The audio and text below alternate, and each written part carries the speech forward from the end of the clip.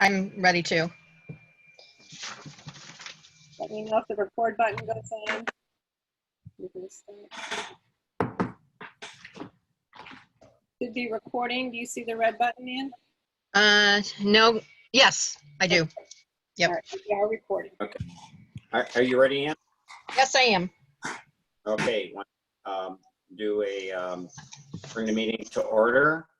Roll call. Okay. Trustee Cook. Here. Trustee Brandt. Here. Trustee Thomas. Here. Trustee Henning. Here. Trustee Fritz. Here. Trustee Campbell. Here. And Trustee Scotchy. Here. We have a quorum and a full house.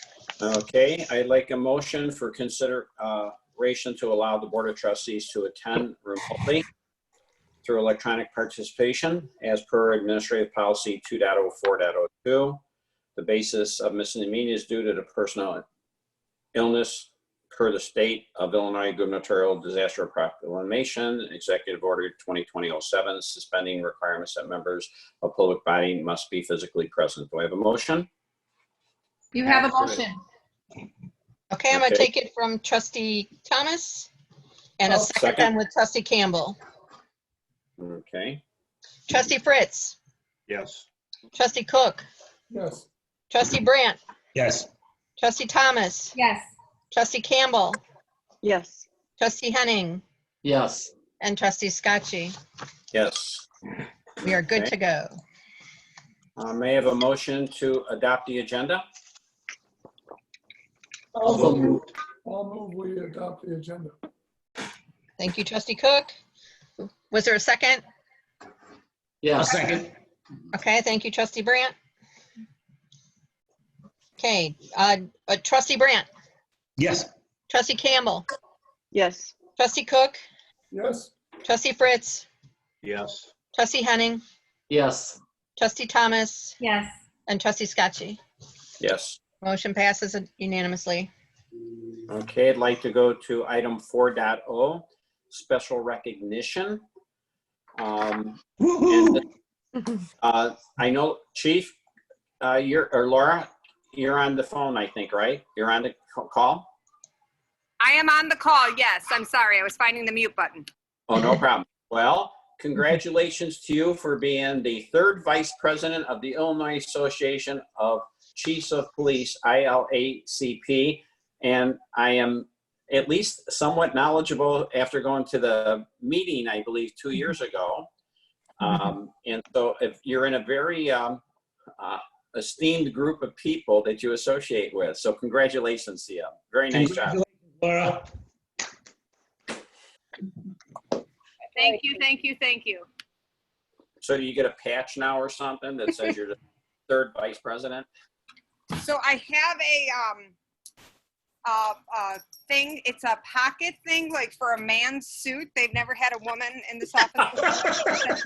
But so they made me one with a magnet so it doesn't go in the pocket because women's suits don't usually have a pocket. So Right. it's got like a magnet back, and so it sandwiches. But yes, there's a fancy thing that comes with it. And they're making me another set of business cards. So I'll have Okay. a variety of business cards that I can give people. Well, again, congratulations. Nice job. Very nice job. Thank you. Thank you so much. Okay. So with that, I would like to go to item 5.0, trustees report. Does any trustee have anything they'd like to report? Yeah, I would just like to shout out to our rangers. Donna and I walked Lake Elizabeth. It's a very pretty place. And all of the trail, there was like a 3-foot by 3-foot patch of teasel. And we walked it maybe 2 weeks ago and it was already treated. So I'm appreciative of that detail. And then also shout out to the police for that SWAT activity and felony traffic stop and those flock cameras. I think it's a great idea. So thank you all very much for that. Okay. Anybody else have something they'd like to report? Okay. If not, is Bob Nowak on, or I didn't see his name? Bob? I did I not. have- Yeah, I have not seen him either. Okay. Well, if he comes on, we'll go back to Bob. 7.0 President's Report. I'm still staying home, like most people, I assume. Haven't ventured up into Wisconsin, but it'll be nice when we have a little more freedom and flexibility in Illinois. So, and again, I would like to thank the fleet people for doing a great job and keeping the trails open and having our residents enjoy them. I did pass by the Prairie Trail up at Tryon Grove and Route 12, and I looked down both sides and didn't see anybody. So I thought, okay, nobody's on the trail today. So, but again, nice job for what I've seen. We'll move to 8.0, I should say. Public comments 1.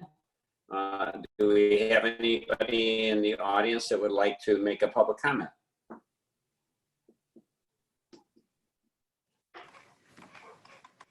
Nothing? Okay. President Scotchy, I would ask just a couple times in case anybody's having difficulty Oh, raising okay. their hand or locating their hand, just to make sure. We got hands raised. I'm not seeing any as of yet. No, Pat's got a hand. No, I don't have nothing. Okay. Before we move on to 9.0, I would like to ask the board members. I know we have very involved board members, and we have very exciting issues that we discuss, and sometimes we step on each other in the conversation. So what I would like to propose is, and I've noticed tonight that I have a scroll on the top of my screen, is the arrow how we're going to communicate if we want to talk, Ann and Elizabeth? you could either, Go ahead. if you make a motion like raising your hand, and right now all I can see is your bookshelf. If someone raises their hand and moves it around, it'll bring you to the front of the line here, and we can see a trustee much better.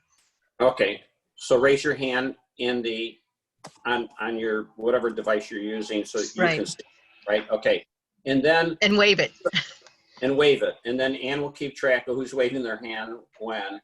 And what I would ask is who's ever speaking, when they're done speaking, if they would just say, I relinquish the floor. It's a parliamentary term that says you are done speaking and you're leaving the floor and letting somebody else have the floor.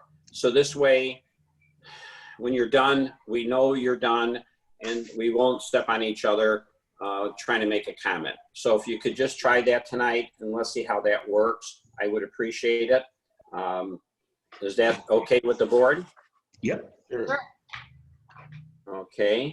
Vern, we can't see you. Your iPad must be facing a piece of furniture. Oh, So if you were wanting to speak, I can't see you. okay. To know that you're trying to speak. There's also the ability to raise your hand, but it may be a little bit difficult on the sidebar on participants. So I see Trustee Campbell has raised her hand using that feature, and you'll see a little blue hand, or it'll come up to the corner of your screen. That's another way, but if you don't have that, you can always just raise your hand and we'll see. Yeah, so what you're saying, Elizabeth, on that share screen down on the bottom, you click it, oops, not share screen, it's participants. And then, oh yeah, then there's a raise hand, yes, no, go slowly. So use the red, blue, raise hand then also? Yes, that will work very well. Okie dokie. Okay, Ann, can you see me now? I Nope, don't know. we're back to the piece of furniture. It was looking at, There oh, you go. now you are, there you are, there you are. Okay, I can see your hand. Okay, okay, I can't see me, so I don't know what's going on. Okay, you're set now. okay.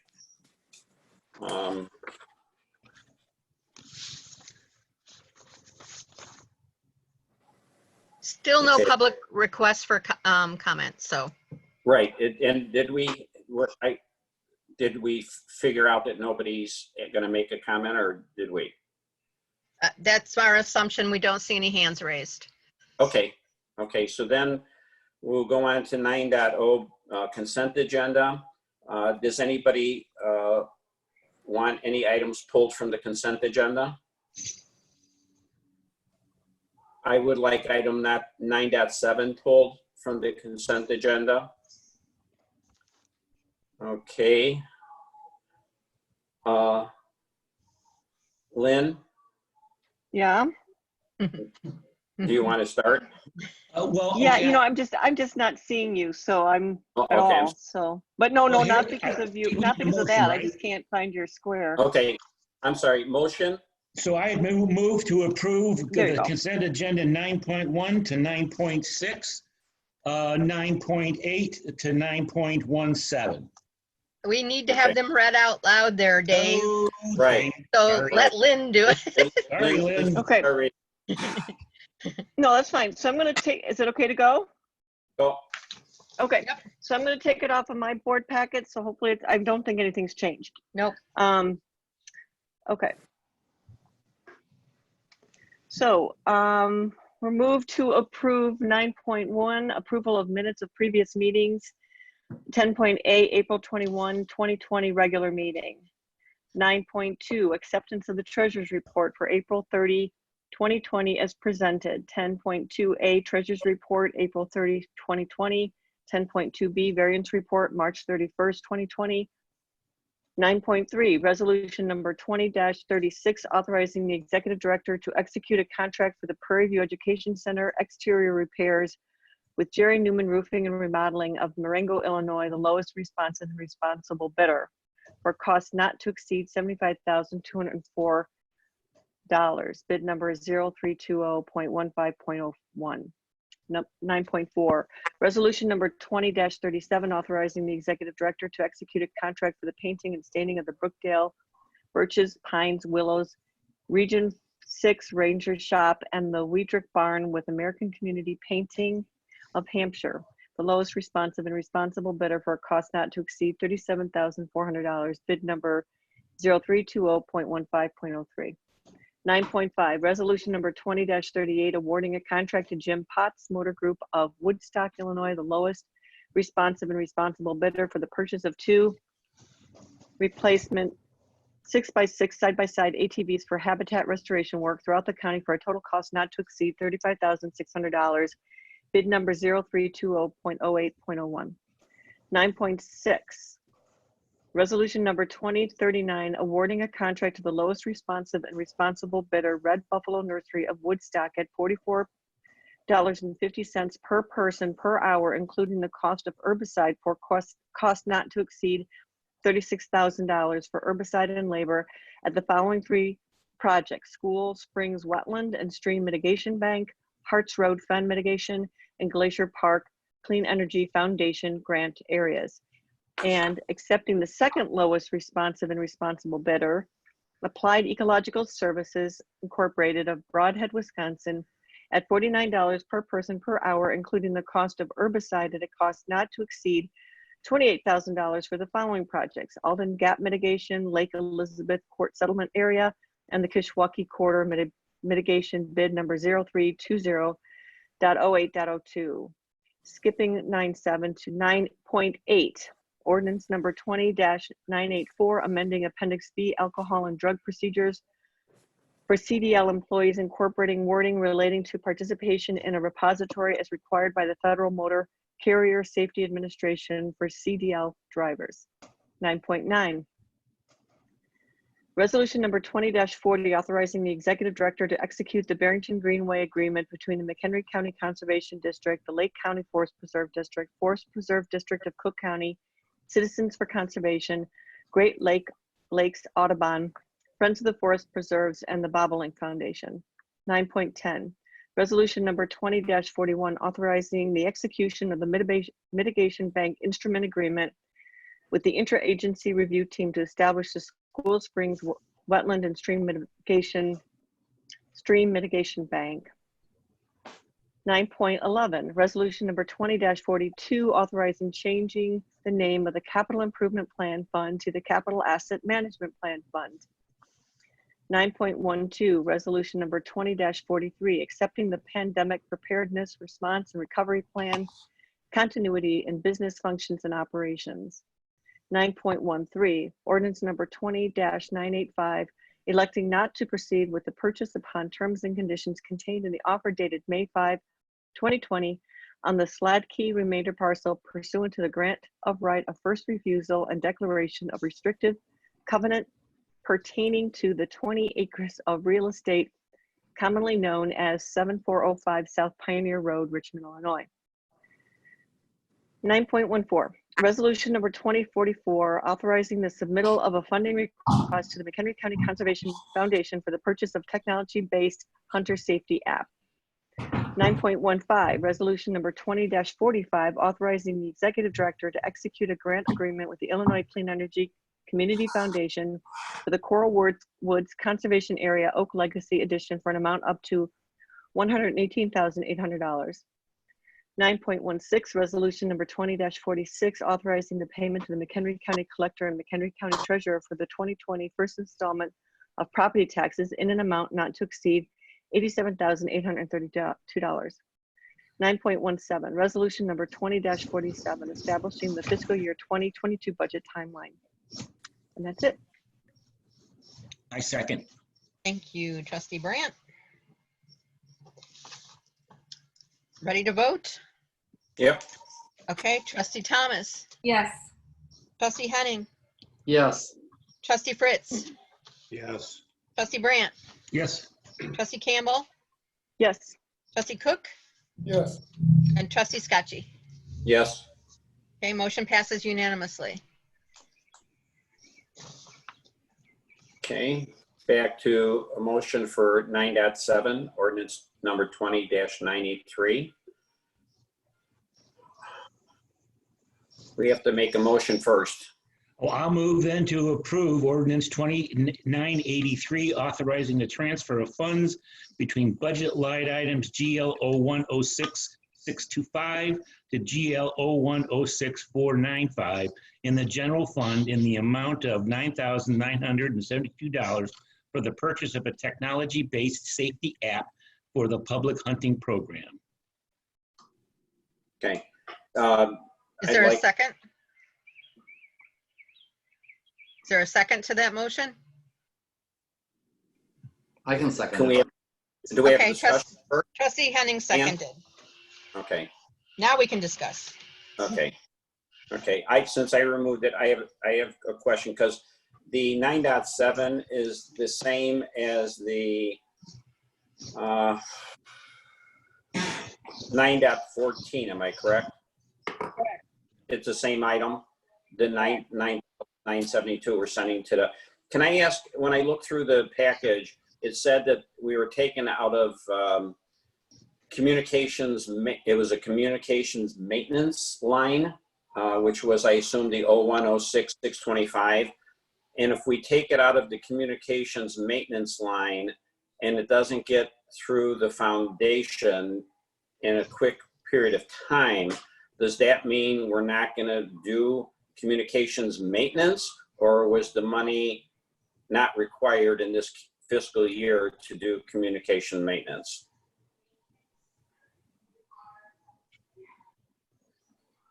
John, do you want to take this, or Laura, you're online? I'm mute.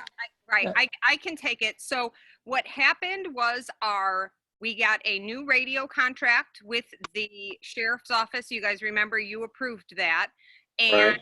so we did not know what that was going to be when we budgeted for it. So we did our best estimate as to what it was trending based on call volume and the things that they used to assess it. And it came in under.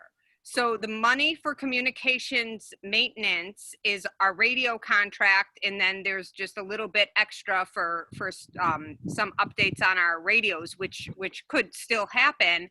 But because the radio contract came in substantially under what it was budgeted for, that is why there was a small little bit of extra money there. And that's just because we did the budget process so far ahead of the game that we didn't have the real numbers from the contract when we planned. So that money was not going to negate any type of services that we needed on the radio. It was just because that contract with the sheriff's office came in at a lower dollar amount. Can I ask what the budgeted item was and what the sheriff's cost was? Okay, so It was a radio contract, and I'm sorry, I don't, I have it up. We budgeted 35,000 for the contract. Okay, that's what I thought. Okay, 35,000. I think it came in around 20, Laura, is that right? yeah, it was 25.6 or something like that, you know, so it was just under the $10,000 marks. Okay.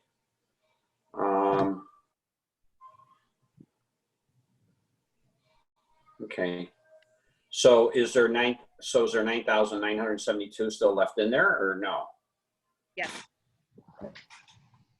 I believe it Okay. came in at $24,600. There you go. Okay. Okay. That's what I was wondering. Okay. Okay. And this is, and I'm trying to understand also, this is, as I understand that the hunters will register with this app now, and it's only for hunters use? Is Gabe on? So, Pardon me? you want me to answer this again? Please, Laura.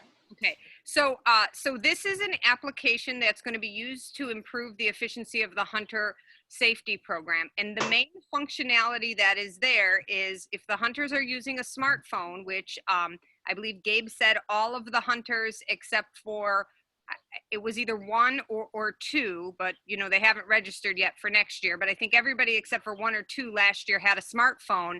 They will log in when they check into their zone. So instead of doing the paper like we're doing now, they would check in on the app. And once the app is activated, we can use GPS technology to see the hunter's location. And the reason this isn't incredibly important is it does a couple things, but the primary thing that it does is if a hunter fails to check out, or if there is an emergency, or something happens where they're injured or they need the police for some reason, we can find them their exact location instead of having to, you know, figure out where they are in their hunting zone. It would bring us directly to them. It also has that emergency button feature, like I said. So if there is an emergency, God forbid, which we hope there never is, they could just, with the touch of one button, summons the police to their area. And again, the police would know exactly where they are. It also has a lot of functionality for hours logged, hunting, so it should save Gabe and crew a great deal of work on their end from the management and administration of the program. They can also report their harvest in real time, reporting directly to the state, and storing all the data in the app, eliminating that call to the on-duty police officer where the officer's, you know, driving and now pulling over and having to write down all of these details. In addition, if God forbid, you know, a hunter for some reason doesn't check out of the hunting zone, we would be able to use the GPS to find them. Additionally, it will allow any type of enforcement that the police are doing, which is usually looks like compliance checking with the hunter program. Right now, we drive around to all the different zones, and if we check either the paper log or we see if there's a car there, and then we know to do that data check. What this will do is it will actually tell the police which hunters are in the zone. So when we do our compliance checking, that can be driven by data instead of randomized, and that will save a ton of effort and energy and improve efficiency from the police perspective. So this is a hunting program application only then, right now? It is right now. So there was potential and discussion that, you know, if this works the way we think it is, would we want an app for district volunteers where, again, they would have that safety with the GPS, that emergency button. We could log their hours that way. We also talked about maybe we could, if we're happy with it, we could make an app for hikers, you know, give them an interactive trail guide and give them the emergency button, and that way if something happens out on the trail and they need to summons the police, it's one touch. But that's not today, and that's not part of this funding request, but there is possibility for growth in the future. But right now, this is just for the hunting program, and we really I think we're going to save in manpower hours probably that first year, the cost of the application, because it's going to streamline so much. And is there an annual fee on this, Chief, or is it a No, purchase? we would own the technology. They're building the technology for us, and we would own it. Okay, and then would we be paying support costs on an ongoing basis? So I don't have a perfect answer for you, but it should work without support. And if we did need support for it, I'm sure it would be some type of hourly rate or Okay. Okay, I didn't know if it was something that they had, like a lot of software packages, they have to maintain them on an annual basis or not. Yeah, so it didn't require that. I mean, I could approach him if we wanted an annual maintenance so that we're not doing it hourly, but I'm pretty sure it's going to function pretty seamlessly. Okay, okay. Trustee Henning has a question. Yeah, I think I might have missed about, is this an annual cost year after year? I had a couple questions, but is that did that one get answered?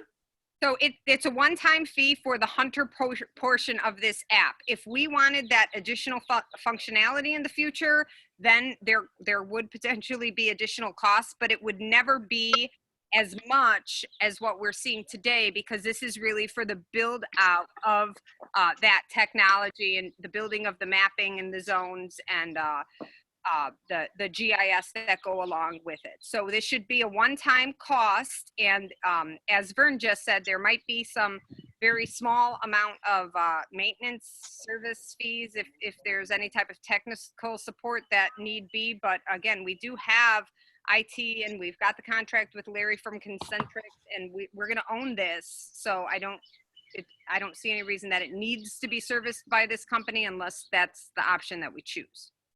I just have a couple more questions. How many hunters do we work with a year? And I believe there's a budget for that hunting program. So I just was curious as if there was money in that budget to have taken care of this. So anyway, those are my two follow-up questions, and that's all I have then. So can Ed or Gabe answer that so I don't do it incorrectly if they're on the call? Yeah, Gabe's on the phone, so let's remove him, or Ed. I believe it's around 400 hunters. Yeah. What's the budget look like for that program? I don't recall it offhand, so that's why I'm asking. I think we have 8,000 budgeted. Okay. All right, most of that gets used then? Yeah, most of it's used for the hunting blinds, materials, qualification, things of that nature. Okay, very good, thank you. The only other thing I'd add to Laura's is we currently are using the WooFoo technology, which is the website, and that does have an annual fee that we would be removing. I believe it's around $400. Good. The hunting program in itself for this upcoming fiscal year is projected at $48,000. And so I believe it was last month you accepted the hunting report that showed how we fared last year. Again, it does very well. And then the thought process which you approved for the foundation is this seems like something very easy that they could get behind and fund, since it has great profiling and it's going to help augment an existing program that's very popular, bringing, again, a good user base into awareness of the district. And again, I think the credit staff for their use of technology. We found that helps us become more efficient. And then I do think it's promising that this could be, it worked very well to expand it onto our hikers and our volunteer base, which again impacts our users, which will be a great service delivery for them, for their involvement in our programming. So are we going to present this to the foundation at the June meeting, the foundation's June meeting? That's the plan, yes. Okay. Okay, we'll have a follow-up at our June meeting to see. Their meeting is before ours, correct, Elizabeth? Correct. I believe it is June, I don't have my calendar in front of me, but I believe it's like June 11th. That Tuesday. the calendar. It sounds about right. You sound right? Yeah. Yeah. Okay. It's June 9th. Oh, June 9th, sorry, June 9th. Okay. Yeah, no worries. I had to look at my calendar too. Okay, thank you. Any other questions on 9.7? Yeah, I have one. So if they vote not to fund it, then we're just funding it out of the line item that we're switching? Is that it? Or is that how that's working? I guess I'm kind of confused that we're asking to move money around tonight to fund it, but then we're asking them to fund it. Well, the reason being is we don't have it budgeted, so if it was an expense, we would still need to where the money would come in and be expended out of. Because we're gonna pay the contract versus the foundation, so the transaction of the changing the GL accounts is necessary. Okay, so then when the money comes in from the foundation, then where does that go? So Andy, where would you put the revenue coming in for foundation dollars? Sorry, I was having trouble unmuting. It just comes in as revenue. It'd be into the general fund. We can't bring it in to offset the expense. It has to hit a revenue line. Did that answer your question? Yeah, not satisfactory, but yeah, I understand. So the transfer, we're still gonna expend the dollars to pay the bill out of where you're transferring the dollars from. And then it's just gonna show revenue that's coming into a revenue account from the foundation. So since John asked that question, is that how all of the money coming from the foundation comes into the general fund? Most of it, like all the reimbursement, comes in as revenue into the general fund. There may be times where a small donation might specifically go through the dedicated accounts.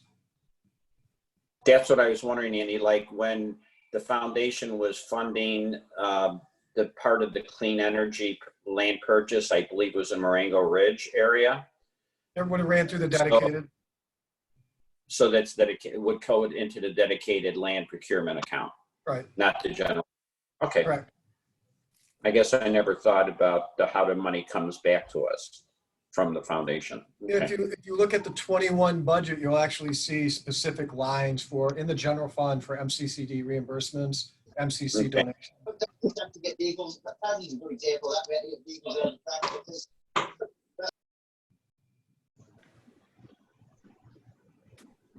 I'm sorry, I didn't hear that. Is that John? No, it was someone else on the phone. Oh. Okay. Okay. Any other questions on 9.7? You ready for a vote? Ready for a vote? Ready for a vote, yes. Okay. Trustee Henning. Yes. Trustee Fritz. No. Trustee Campbell. Yes. Trustee Cook. Yes. Trustee Thomas. Yes. Trustee Brandt. Yes. And Trustee Scotchy. Yes. Motion passes by a vote of 6-1. Okay, if we can move on to 10.0, new and unfinished business. 10.1, payable for the month of April. 10.1A, Treasurer's Internal Audit. Do we want to have any discussion about the ones that we pulled last month? And do we want to give Andy 3 new ones for this month? I have no questions for last month. Okay, nobody? Okay, do we have 3 for Andy for this month?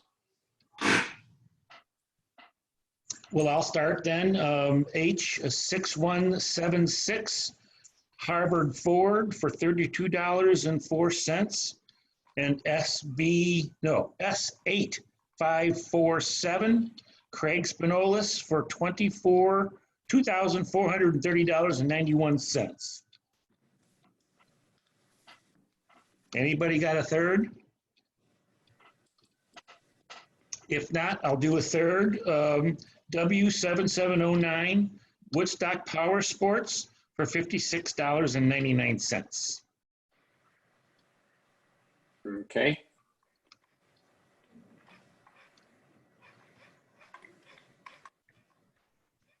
Okay. If I can have a motion for 10.1B, consideration to approve the payment to Conserve FS. I'll move that we approve payment to Conserve FS. I'll second. I'm sorry, who seconded it? Dave? Brant, yeah. Okay, thank you. Okay, trustee Campbell, Yes. trustee Thomas, Yes. trustee Henning, I'll abstain. trustee Cook, Yes. trustee Brandt, Yes. trustee Fritz, Yes. and trustee Scotchy. Yes. Motion passes 6-0 with 1 abstention. Okay. If I could have a motion to approve the balance of bills payable for the month of April. I'll move. Thank you, Lynn. I'll second. Thank you, trustee Cook. Okay, trustee Cook, Yes. trustee Brandt, Yes. trustee Thomas, Yes. trustee Henning, Yes. trustee Fritz, Yes.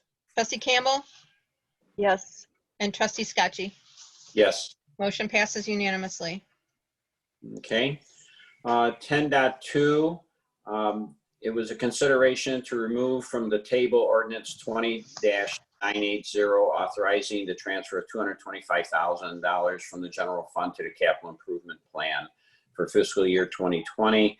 I would ask the board if we leave it on the table at this point in time, based on our discussion at the finance committee meeting last Thursday evening. We're still trying to understand the budget in general and the specific, the Peach and Loan, and how this $225,000 perhaps would play into that. If the board would agree, I would like to keep it on the table and not bring it to the floor right now. Vern, is this something that we could, I agree with that, but could we have a meeting devoted to it? It's a huge subject and a lot of implications. Maybe a finance and audit meeting? Well, actually, we'd asked at the finance meeting last Thursday to do it in June, do it at the June board meeting. Fine. At the board meeting or a special meeting? I think it's a big topic.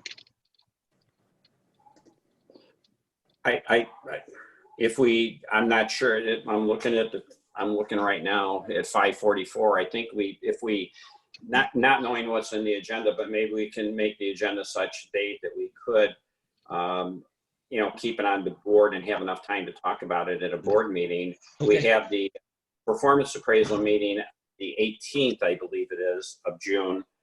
And we'll be meeting in person but that's an executive session. It's not an open session, so we can't have that discussion at that meeting. So it has to be a board meeting.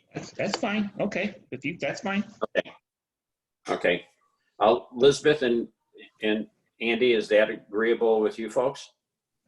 Yeah, John Henning, Treasurer Henning had his hand raised too. So The only point I had to Dave's point, I agree with him that we may need a special meeting to talk about it, but if it's a finance committee meeting, there's only 3 of us that can vote at that meeting. So if we wanted to take action, we wouldn't be able to as a whole board, but if we could at least have the discussion. That's the only thought I had on that. But that makes sense, John. That makes sense. Yeah. But if we had a special meeting where everybody could vote, then that would work. So I'm sure as staff gets it put together, we can figure out when the best time is to put that together and have everybody involved. So that was my only point. yeah, absolutely. And to respond, there was a conversation after Thursday night's meeting. I had spoken with President Scotchy and Treasurer Henning, and Andy Dialek is our Director of Finance and Administration. We are working on scheduling a conference call for the 2 officers and us to lay out a plan so that we can prepare. And as you saw with the budget timeline, we adjusted to put the teaching conversation for the June meeting. So we look to have that information available so we can facilitate the conversation. Thank you, Elizabeth. I have a Okay. question. Yes. Does, for Andrew Payne, because the motion last time gave a specific date that it was tabled till this meeting, do we need another motion to continue to table it? Unmute here. Sorry, trying to unmute. If the last motion was to table it to a date certain until today, we either need to redo it another date certain or a separate motion to postpone it or table it indefinitely. One or the other. So could I move then to postpone it until the June Board of Trustees regular meeting? Is Yes, that you can. is that appropriate motion? Yes, Okay, I make it. I'll second it. Thank you, John Henning. I'm sorry, I couldn't hear Dave. He was breaking up. I'm sorry. Oh, I just said, what did I say, Ang? Did you write it down? Yeah, see, motion to table this item to the June meeting now, the June regular board meeting. Okay. For Thanks for decision. fast writing, Ann. And that'll be June 23rd. June 23rd, got it. Okay. Any other questions? Okay, then we'll vote on it. Trustee Brandt, Yes. Trustee Campbell, Yes.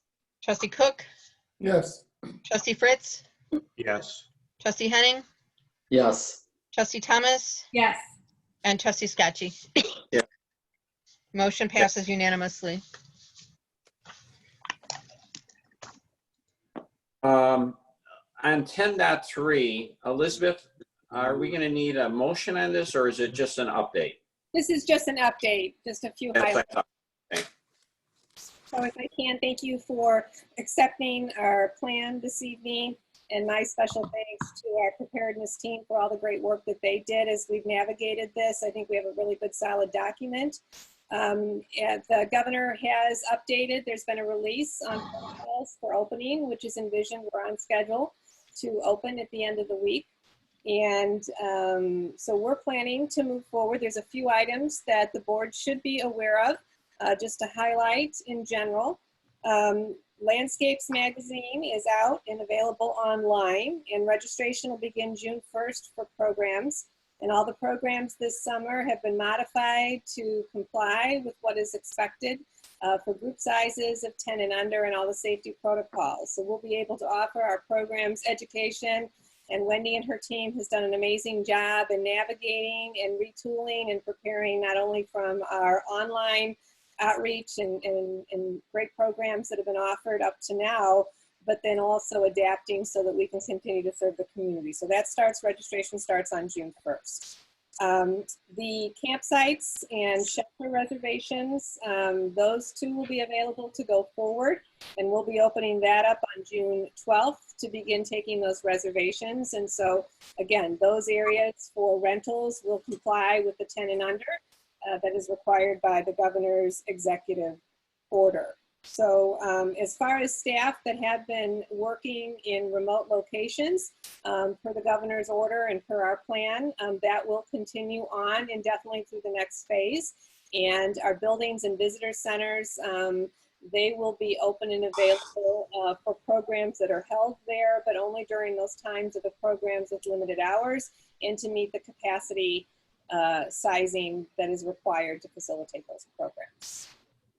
For the Lost Valley Visitor Center, Elizabeth, where we have a receptionist, are we doing anything with plexiglass at the desk, front desk, or like I seen the Jewel and most every retail establishment you can get in has some type of protection? Are we going to have that at our location? Yes, we will. Our facilities maintenance team has designed and has put those together, and so those will be available at those places where we have point of contact with our guests. So those will be in place, as will be, like we discussed last week, hand sanitizer for those locations.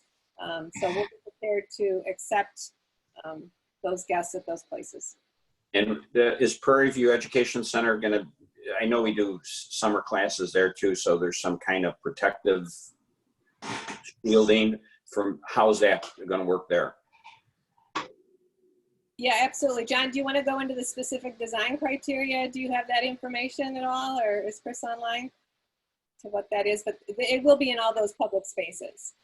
Yeah, and probably about a month and a half ago, we saw this coming. We knew we were going to be opening. So rather than go out and buy sneeze guards, we got talented people who could make them. So they're being made, or they're already made, being placed out there. They're going to be at all centers. We've done walkthroughs. Chris has done walkthroughs with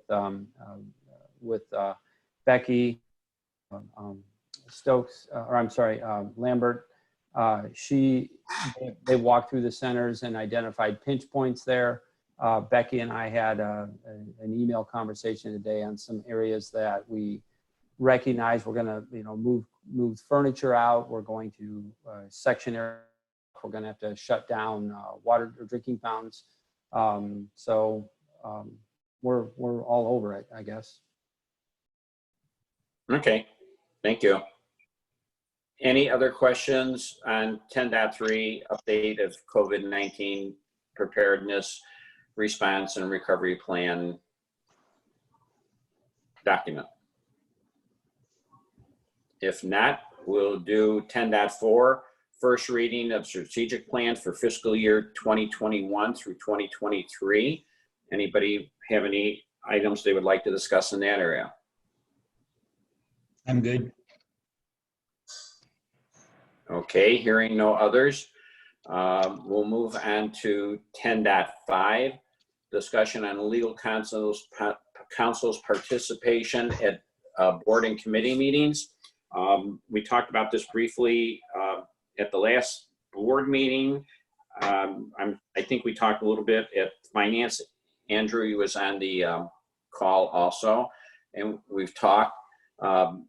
The concept is that once Andrew feels comfortable with knowing the board and knowing the district and where we're at, we would have him attend meetings when we felt it was prudent to have him there.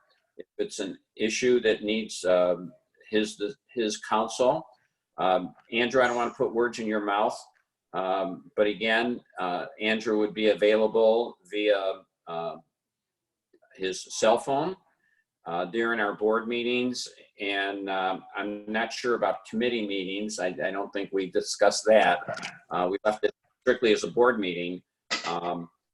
So the intent would be that we wouldn't have Andrew at every board meeting, only the ones that we think we would require him to be there and clarify some legal issue for us. But if something came up in the meeting during a board meeting, we would have the ability to call his cell and he would respond. He'll know the evenings in which we're meeting. The board meeting, the same thing, I assume, with the cow. The cow would have more potential discussion than the board meeting. So that's what Andrew and I talked, Elizabeth and I talked. I think we all talked to each other. It's a recommendation that when everybody feels comfortable, basically Andrew, once he feels like, okay, I know what's going on here, I've got the lay of the land and what's happening, we would look to him to let us know that he won't be participating unless required. But I just want to say one last thing. Okay. And Andrew has said on more than one occasion, he does like to look at the agendas and go through them and see if there's anything that he thinks would be warranted for him to be at the meeting or address an issue. So with that, I'll relinquish the floor on discussion from my side. Anybody else have a hand up? Yes, Trustee Brandt does. Yeah, I put my hand up. So I don't really have a problem with that, but I suspect what you're saying is in the next coming months, when Andrew feels more comfortable and we become more comfortable, that could go. But then to call Andrew to make sure he's there would be up to any trustee then reading the agenda and having the desire to have him there. So having Andrew there would be up to the each individual board member. Is that correct? Individual board member? Yeah. So if a trustee said, "Boy, this one looks interesting.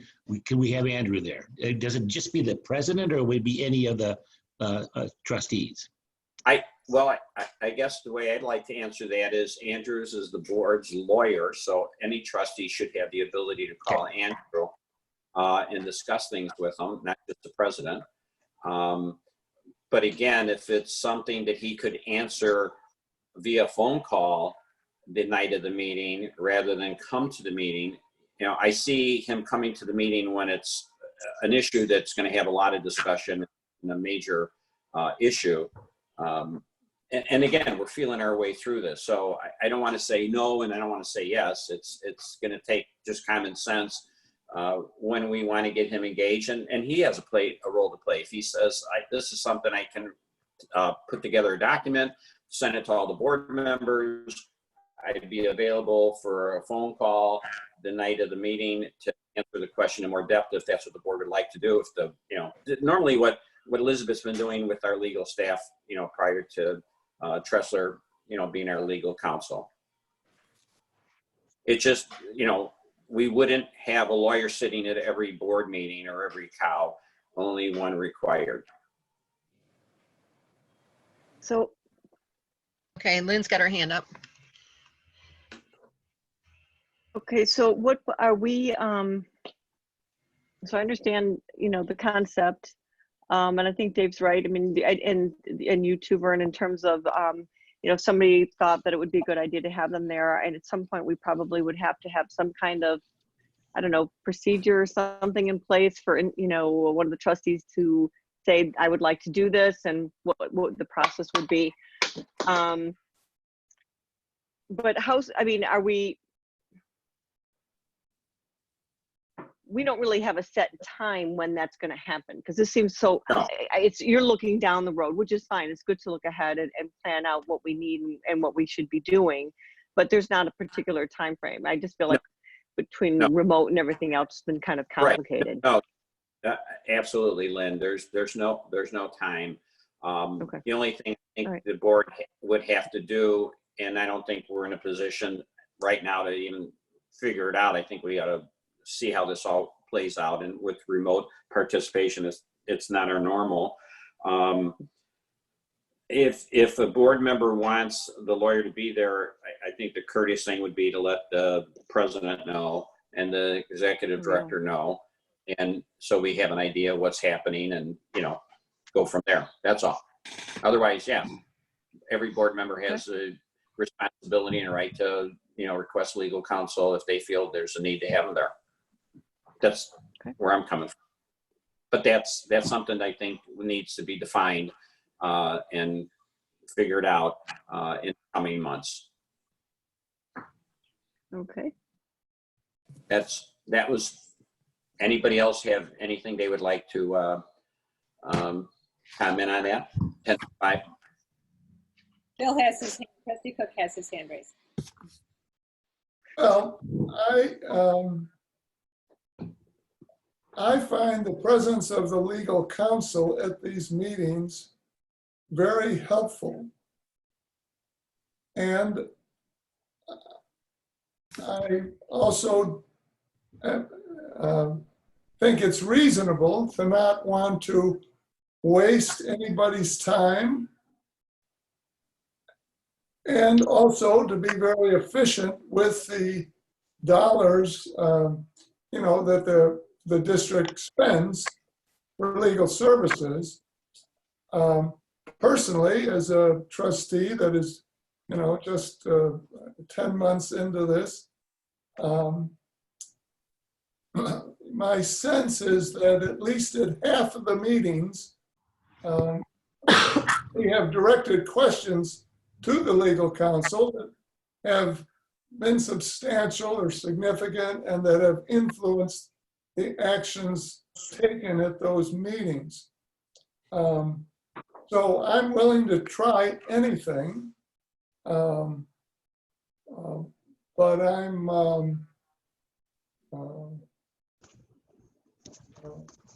a little, I'm concerned.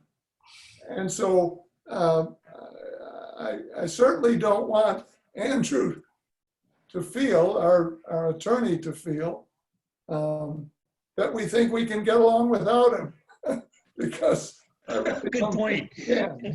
I relinquish the floor.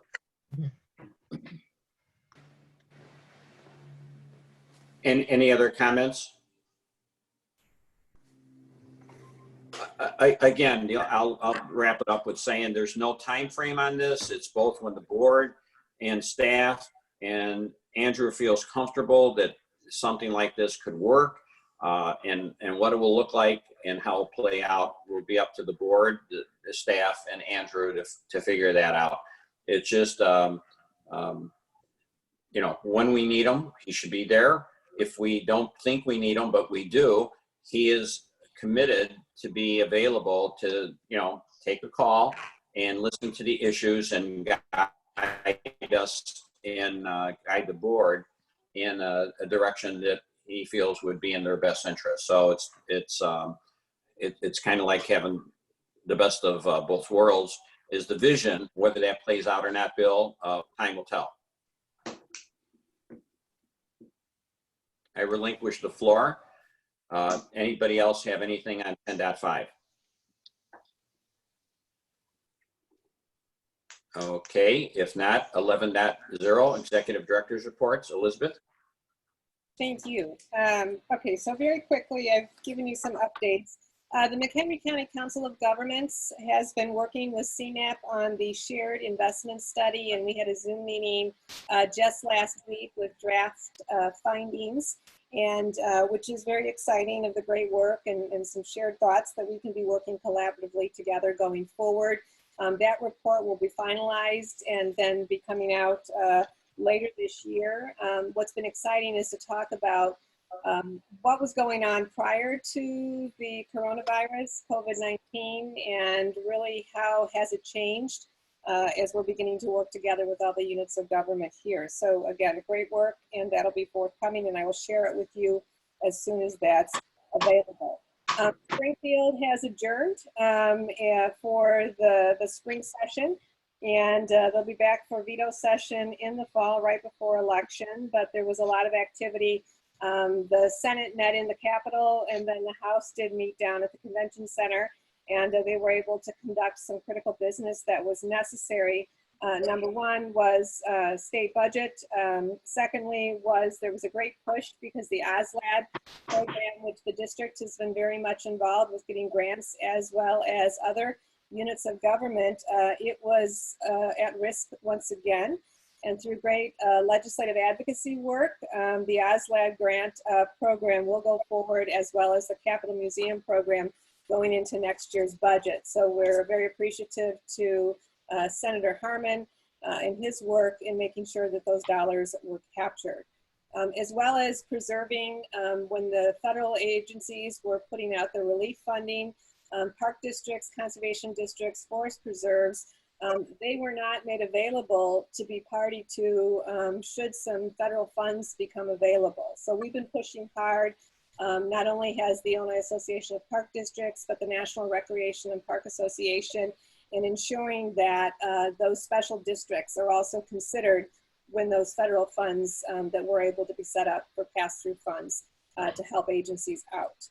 Another item that was really big was the Open Meetings Act, and we've been able to participate through the executive order remotely. And also a Senate bill that was passed. It's now awaiting the governor's signature. And this would allow, under either the governor's directive or through the Illinois Department of Public Health, the ability for agencies to conduct these meetings as we have been doing.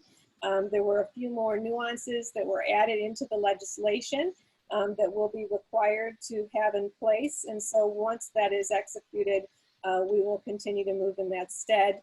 And we anticipate under this next level that will probably be remaining because of the group size of 10 and under until we move into the phase 4 that we will stay with our remote meetings.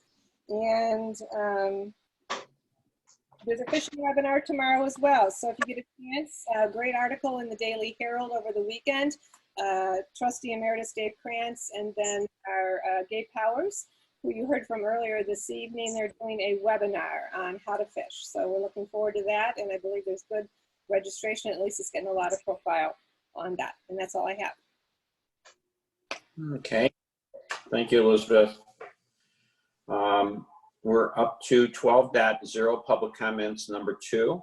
Is there anybody in the audience that would like to make a public comment at this time? Please indicate with a wave of the hand so Ann can see you. Well, we can't see the audience, so they have to raise their hands. Oh, they have to raise their little hand? Yeah, their video is turned off. I see no hands being raised. You have to Okay. raise your hand or send us a chat to let us know that they want to speak. Yeah. Oh, wait, there's something in chat. Nope. Okay. Okay. Nothing. Just a question from my part.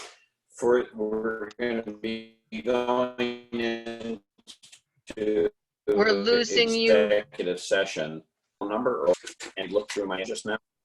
Vern, I Just lost send you. us I something. couldn't hear a word you said. Yeah, Vern, you were losing an internet connection there for a second. Try again. Okay. I'm sorry. I said I cannot find anything about the executive session call-in number or code. It was emailed to you about Yes. an hour ago, I think, a couple hours ago.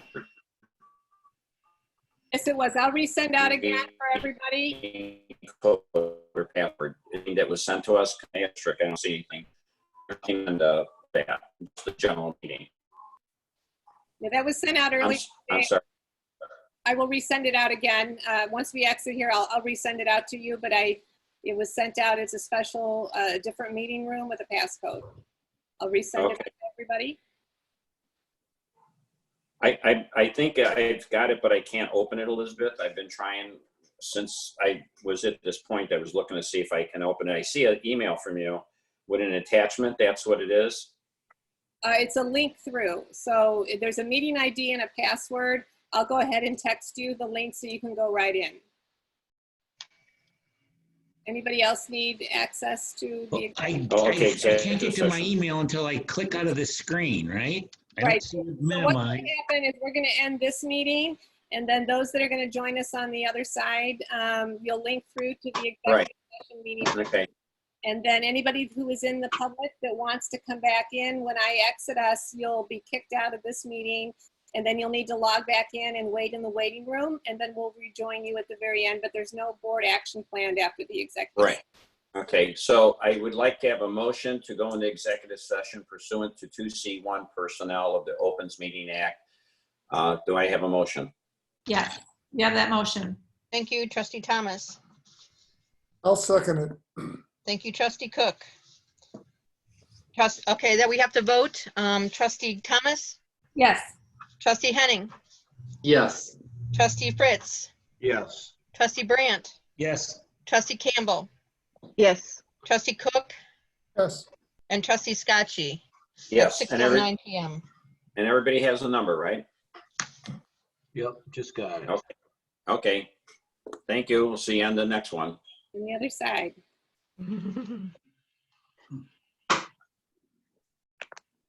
Elizabeth, Yes, staff doesn't need to be there, I'm assuming? you do not. Yeah, no. So, Good so night. there. So have a good evening. Yep, you too. Thank you.